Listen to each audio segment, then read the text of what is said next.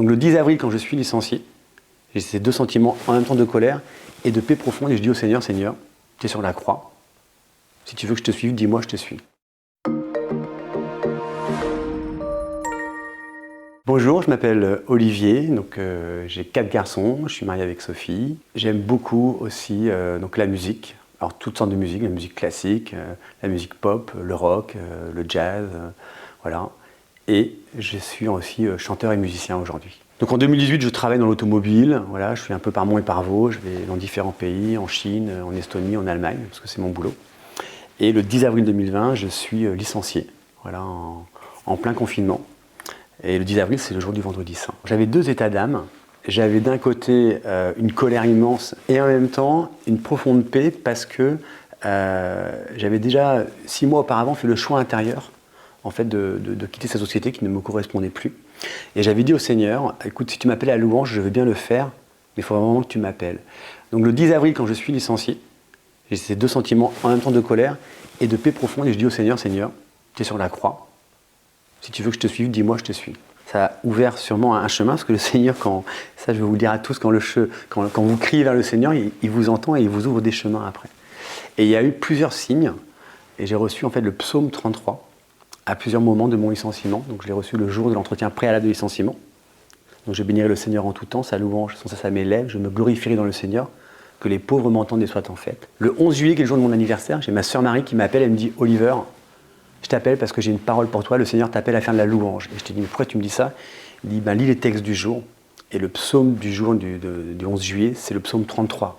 Donc là, ça commence, voilà, je dis, est-ce que le Seigneur est en train de m'appeler par ce psaume-là ou pas?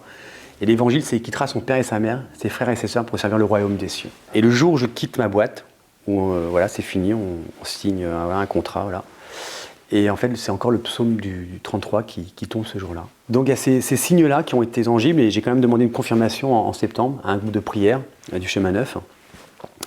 Et la bergère dit voilà, que ceux qui veulent s'avancer plus vers le Seigneur s'avancent et fassent en prière intérieure. Et moi je m'agenouille et dis écoute Seigneur, j'ai quand même 49 ans. Hein, c'est pas marqué dans les bouquins marketing, commencer à 49 ans une carrière de chanteur, etc. C'est plutôt à 20 ans. J'ai 4 garçons en études supérieures, je suis marié, donc je ne peux pas faire n'importe quoi. Je dis, est-ce que tu peux me confirmer que le psaume 33 que tu me donnes, c'est pour faire un groupe de pop-rock louange, annoncer l'évangile et en faire mon métier? Et 2 minutes après, il y a un frère de la communauté qui dit, je reçois un psaume, et il lit le psaume 33 en entier, moi je pleure. Voilà.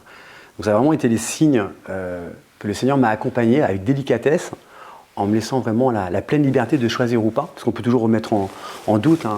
Il y en a qui vont dire que le psaume 33, il tombe tout le temps, pendant toute l'année, donc c'est normal que tu l'aies eu, mais non. Voilà, donc j'ai senti vraiment que le Seigneur m'accompagnait dans cette chute, ou en tout cas dans ce désert, et le Seigneur est toujours là dans ces moments, en fait, vraiment de tension. Ce qui change, c'est qu'avant, tous les évangiles, genre l'évangile de Cana, l'évangile de Cana, j'en avais marre, chaque fois on sait que le mec il va transformer l'eau en vin, tout le monde le sait. Sauf qu'on oublie, c'est que quand en fait il va transformer l'eau en vin, c'est qu'il y a quelqu'un qui vient voir Marie qui lui dit oh, là c'est la crise, il n'y a plus de vin. Et donc Marie va voir Jésus, mais en fait pour que le miracle se produise, il faut que le vin vienne à manquer. Et en fait c'est toujours le même processus, il faut qu'il y ait quelque chose qui vienne à manquer pour qu'on se tourne vers le Seigneur. Avant on ne se tourne pas. Et donc moi c'est la même chose, avant je manquais de rien. Et là voilà, j'ai été viré, je manquais de quelque chose. Ça m'a permis de me tourner plus vers le Seigneur, de dire ok Seigneur, je ne compte plus sur mes forces, mais je m'appuie sur toi, Seigneur.